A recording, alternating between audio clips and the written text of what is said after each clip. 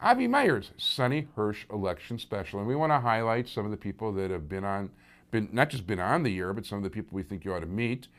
We had not just so many requests, but so many people we want to get back on that we had to run a special show because we just didn't have time for everything in the regular show.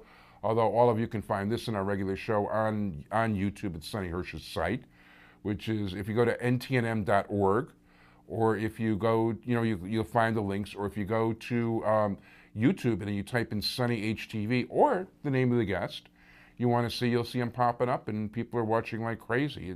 People are watching in record numbers, and we thank you so much. There's going to be 3 or 4 different people on the show. We want to introduce somebody who was on earlier in the year, actually early in the campaign, who was one of the most watched interviews we had, which among the aldermanic candidates. And as a result, we wanted to get her back, because if you guys think that what she says is important enough that you wanted to watch it in those kind of like huge numbers, I think you should have a chance to see her again. And I want to introduce you to one of a gazillion candidates in the 24th Ward, but actually the only one I'd vote for if I lived in the 24th Ward, and that's Donielle Lawson. Donielle, how you doing? Hi, thank you for having me on again. My pleasure. So what is it that you'd like to accomplish as Alderman of the 24th Ward? Well, first of all, you know what? Yeah, what would you like to accomplish? Let's start there. Oh, wow. Well, I've been walking the ward, and last time I was here was last summer, and I had a broken foot at that particular time. I do remember. And I was still walking the ward, and again, it's going to be what the constituents want. And so after surveying and canvassing and walking 43 of the 56 precincts several times, we keep hearing jobs and education. So we're really looking at economic development and actually surveying our internal needs, not using TIF dollars and bringing in new businesses, but actually seeing what we can do internally and then utilizing the current businesses that we already have in our community to partner with the ideas that we can come up with in order to deliver those services. For instance, let's say we have food deserts. We already know we're a food desert. So let's say we come up through an internal evaluation and we want to go ahead and have a farm, an urban farm. Well, we have an industrial corridor and we have trucking companies already there. So perhaps after the food is already, oh my God, I'm losing the word right now, but already, oh my God. Okay, so anyway, yeah, I got you. So food corridor, lack of food is maybe, I hate to say you reminded me, I almost forgot about this. I don't know if it's exactly in the word, but my grandfather actually had a chicken store at 18th and Pulaski, which is not very far. And by the way, those were the days when you came in and said you want a chicken, and he'd go grab it, you'd hear the squawking, and he would do it in the properly kosher certified manner. And bang. Yes, and you know what? And thank you for that relief. I live actually down the street from 18th and Pulaski. But after the harvest is completed, then that company or that urban farm can go ahead and partner with an existing company and then deliver those foods and services outside the community. Yeah, and it's interesting because you're seeing a lot more of that, and there is vacant land out where you are. Yes. And that's a terrific use of land. It's very listen, I've got did you see the vegetable garden when you were here this summer? No, I did not get a chance. Oh, sorry. It doesn't exist in January. That's a little tougher. Or February, rather. But, no. But, it's great soil here. I mean, why not do things like, I think it's a great way for people to be able to learn livelihood, make use of the facilities of the city, be able to give us a healthier product than the stuff that most of the kids are eating. Yes, and you know what? And it's interesting that I use that as one example. But after walking the ward, I noticed that many of the people, and we already know this through different surveys and statistically, there is a great number of people that happen to be a bit overweight. And I used to be part of a CLOC, which is a consortium to lower childhood obesity, back in Garfield Park when I was a school counselor about 8 years ago. And so I actually began to challenge myself because last time I was on, I was a little overweight. And so I know that Actually, you it's, got a lot skinnier. yeah, well, only 38 pounds down. Not bad. Yeah, right. But it's very important to just, partner in that healthy eating. Yeah. And so we have to learn how to partner. But that's through internal assessments. So it's not going to be about what Donielle Lawson wants to do, but through internal evaluations and assessments. And then we're going to go ahead and generate businesses in the 24th Ward, not businesses coming into the ward, but what we can generate and partner with the current businesses that have already invested and believe in our community. Also, education is something else. We really want to strengthen our neighborhood schools. And I do teach at Cook County Jail, and I have been a Chicago public school teacher and an ex-administrator for about 20 years. So I'm the only candidate out of the 18 who actually has worked for Chicago Public Schools as a teacher in the jail at the Cook County Juvenile Detention Center as well.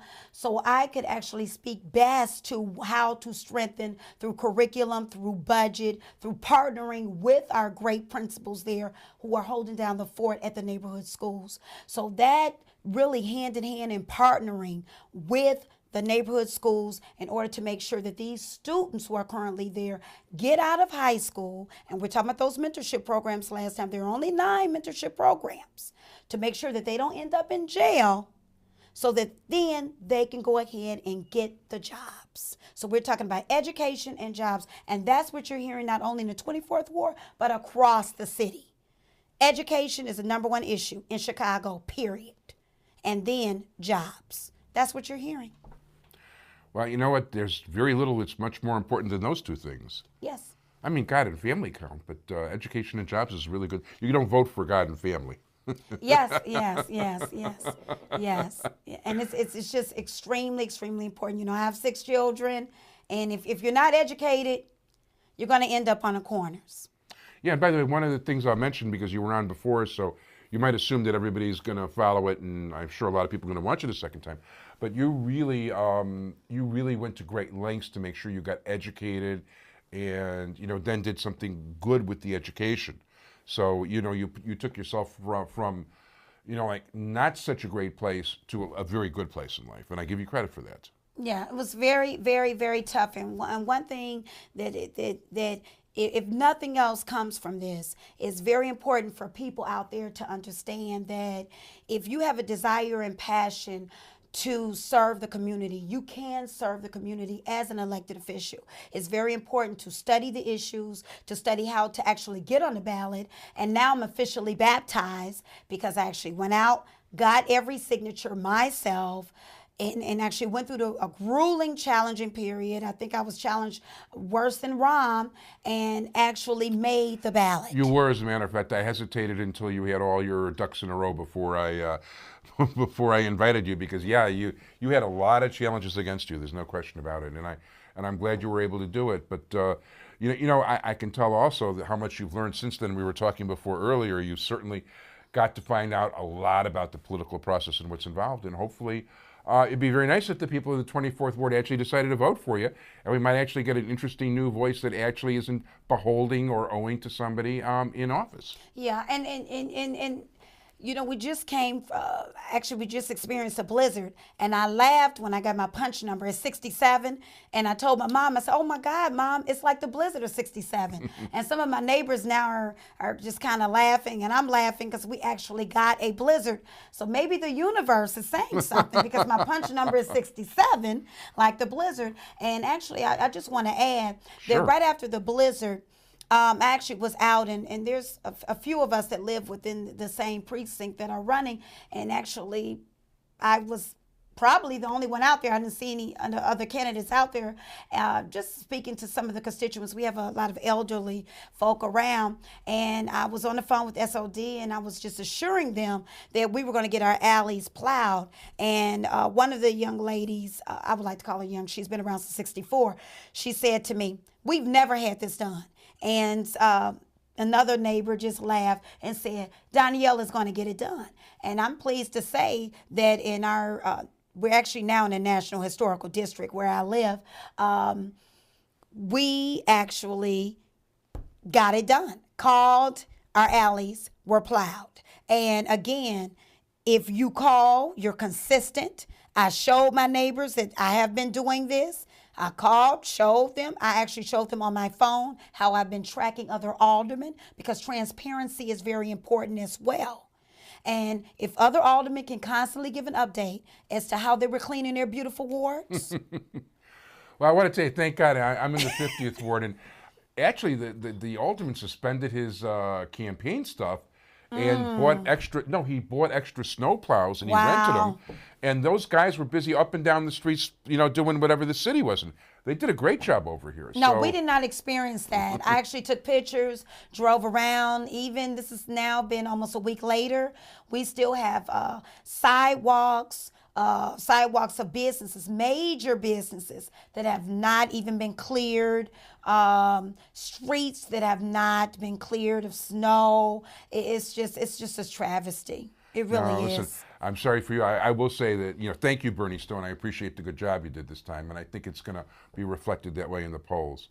And I'm sorry. Well, actually, that's a good reason for people in the 24th ward to vote for you if they're not getting their snow clean, because at least you're following through and all the rest of it. What is your contact information? If people want to contact your campaign, if people want to talk to you, if people want to vote for you 37 times, what do they do?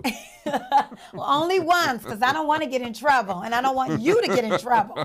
All right. Well, my website is lawsonforlondale.com, and also I'm on Facebook, and I think I can probably get about 50 more friends. If you want to join my fan page, You're up to 4950. I don't even know. Someone told me I'm over 4,000. I know I'm one of your Facebook friends, but that's pretty good. Yeah. 50 more means you're at 4950.